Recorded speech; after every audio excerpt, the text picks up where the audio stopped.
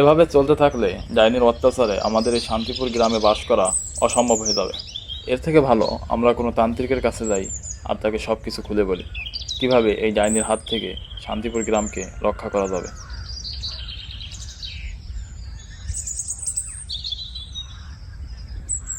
তাই আর দেরি না করে সবাই একসঙ্গে ডাইনির হাত থেকে শান্তিপুর গ্রামকে রক্ষা করার জন্য তান্ত্রিক খুঁজতে বের হলো।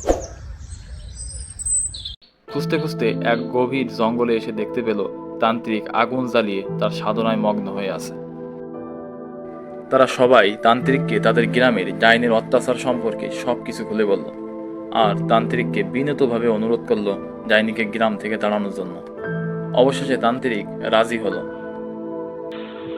আর উঠে দাঁড়িয়ে বলল, কি এত বড় সাহস! আমি আজ রাতেই ডাইনিকে গ্রাম থেকে তাড়াবো আর ওকে উচিত শিক্ষা দিব।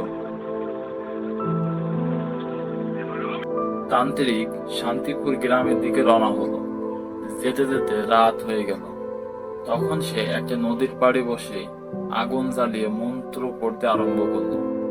আর হঠাৎ ডাইনি তার বিভৎস চেহারা নিয়ে উপস্থিত হলো।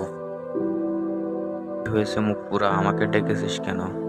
তুই যত যা পারিস করে নে, আমি এই শান্তিপুর গ্রাম ছেড়ে কখনোই যাব না।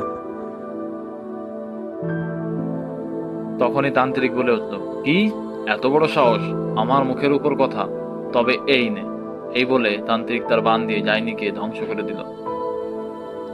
আর চিরদিনের জন্য শান্তিপুর গ্রাম ডাইনির হাত থেকে রক্ষা পেল।